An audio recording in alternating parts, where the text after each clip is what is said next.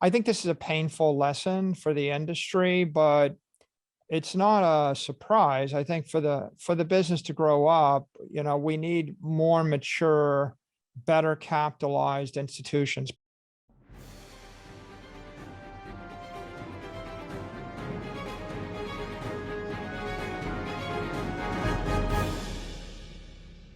Hey guys, welcome back to the Daily Crypto. Today we have Michael Saylor as he gives a big picture on the Bitcoin crash, the recent Celsius fallout, and shares his view on the latest bear market. The crypto market has plummeted by more than 60% in the last 5 to 6 months. Major cryptocurrencies such as Bitcoin, Ethereum, and Terra have lost more than half of their total value. They are still losing their market advantage as they become more vulnerable in a global market. Reportedly, the market capitalization of all cryptocurrencies is now about 10 times below its 2018 peak. As a result, Bitcoin and Ethereum are losing support fairly quickly, indirectly affecting the top crypto exchanges. Click the like and subscribe button if you enjoy the content we do here on this channel.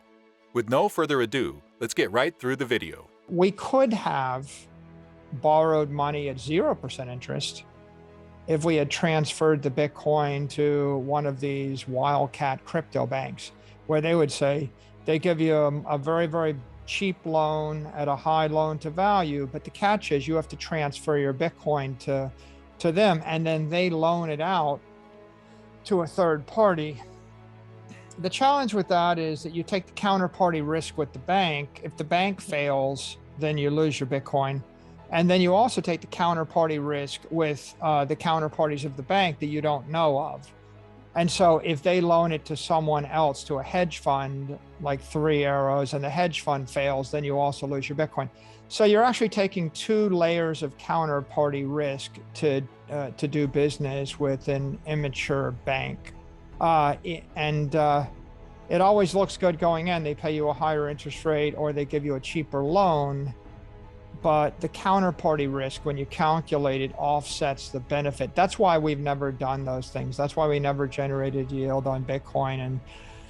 And that's why we didn't choose to take on those kind of loans. I think this is a painful lesson for the industry, but it's not a surprise. I think for the business to grow up, we need more mature, better capitalized institutions. The definition of Bitcoin and other cryptocurrencies may influence how they are governed worldwide.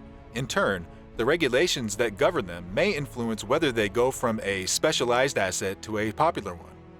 Bitcoin's commodity nature allows it to be generated and accumulated as a digital asset with no corresponding financial responsibility to its creator, in contrast to the issuing of money or financial instruments, which always results in a corresponding financial liability to the issuer. In line with the Commodity Exchange Act, Michael Saylor agrees that Bitcoin is indeed a commodity. According to Saylor, out of 20,000 cryptocurrencies in the space, Bitcoin is the only cryptocurrency to be labeled as a commodity, while others are labeled as securities. And so there's one that's clearly a commodity, and there's 20,000 tokens, most of which are securities. And the entire future of Bitcoin is, for better or for worse, it's linked with the crypto industry. So the sooner that rationale and order comes to the crypto economy and the crypto industry, then the better it's going to be for Bitcoin, and the sooner that Bitcoin will emerge as a mature institutional treasury reserve asset. As the value of digital assets fell, investors quickly switched away from riskier digital assets and toward more centralized and traditional types of financial assets. As a result, trading volumes have plummeted substantially, putting crypto exchanges and platforms at serious peril. It is still unknown when the crypto bear market phase will end. Still, it is apparent from the current state of crypto exchanges that investors are gradually losing their desire to invest in digital assets as crypto values continue to plunge dramatically. Recently, the Celsius network had huge liquidity problems, leading to a sharp decline in cryptocurrencies. As a result, the platform has frozen withdrawals and inter-account transfers to stabilize liquidity. In addition, Celsius collects cryptocurrency deposits and invest them in the cryptocurrency market to provide lending and insurance services. However, these investments have slowly declined as most investors have fled the market and stopped applying for crypto loans. As a result, the Celsius network could not meet its users' needs. Let's listen to what Michael Saylor has to say about crypto exchanges with the likes of Celsius and the way forward. The essential thing that you want to do after you acquire Bitcoin is to store it in a safe place. Now, that safe place isn't always a hardware wallet. It might be an organization like Fidelity that's a custodian that you trust, or some cold storage, or some institutional grade custodian, or a multi-sig arrangement with a company that you vetted and you trust. But leaving Bitcoin on an exchange has always been risky since Mt. Gox, so we all learned that. And I think that borrowing or generating yield from a unregistered or unlicensed bank or an immature bank is a risky thing to do. So, for example, Microstrategy, we took a loan from Silvergate, but Silvergate was an FDIC insured bank. And when we did that, the terms of the loan were such that we didn't transfer our Bitcoin to Silvergate Bank. We actually put it in custody, and we maintained custody of it. Bitcoin has been a tremendously powerful force that has repelled all attacks for the past 13 years. This has given many Bitcoin supporters a sense of assurance, but this may be misplaced or even hazardous. Bitcoin's brilliance is obvious, but that doesn't make it invulnerable. According to Michael Saylor, the biggest vulnerability of Bitcoin is the rest of the industry and the currency's negative publicity.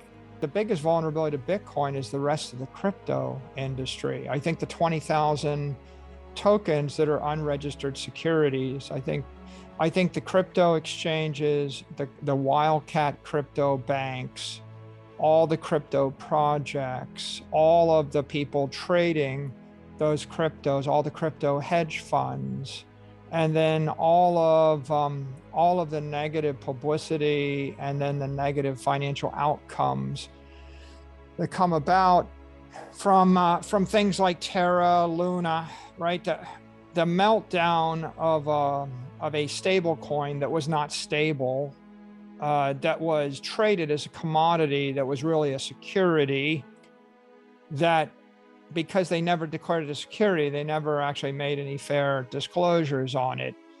With mining fundamentals in mind, there is a vulnerability in the Bitcoin ecosystem to consider. Saylor believes that the volatility of Bitcoin on the upside and the downside, the negative publicity, and the fear that institutional investors would have to buy Bitcoin has a hard part to play regarding Bitcoin vulnerability. Bitcoin on the upside and the downside, and then the negative publicity and the fear that a conventional investor, an institutional investor would have to buy Bitcoin is in large part due to the Wild West and the wildcatters and the crypto ecosystem. And the sooner that we clear out that leverage, and the sooner that the world starts to distinguish between crypto tokens that are securities and then Bitcoin, which is a commodity, then the sooner the industry grows up and the asset class grows up. The cryptocurrency market cap has plummeted from $3.2 trillion in November 2021 to under $1 trillion. Earlier this month, Bitcoin plummeted below 20,000, while Ether, the currency connected to the Ethereum network, plunged to roughly 1,000. The crypto churn continues, and many believe those who will survive will be the Amazons of the post-dot-com catastrophe. Amid the backdrop, the tech tycoon remains confident about the growth of Bitcoin. However, he didn't give a keen detail on whether or not we have reached the bottom yet. So let's hear what Michael Saylor has to say in that regard. I don't pick any particular price target on the downside or the upside because I don't want to disappoint myself or anybody else. I do focus upon the 4-year moving average, and I think the 4-year moving average reflects kind of the basis that most Bitcoin holders have in their Bitcoin. So I tend to think that as it gets close to the 4-year moving average, it gets a pretty strong base of support. But in the near term, given the fact that there's just so much leverage in the rest of the crypto ecosystem, and there are large hedge funds and large traders that have a much shorter term time horizon, they're going to control the price in the near term. I think all you can do is just look out 4 years or longer and maintain your strategy. And in the difficult times, just avoid getting liquidated, right? Make sure that you're not in a leverage situation where you get forced liquidated during the difficult times. And then in the good times, hodl, because you'll generally, everybody is not very good at predicting the future. And so if you're trying to predict the future, as a mere mortal, the marketplace will probably make a fool of you. Many experts believe that Bitcoin has not reached its bottom yet, as they believe that we are likely going to bottom at the $10,000 to $12,000 price range. Do you also think we are yet to see the bottom? Comment down below, and don't forget to like and subscribe.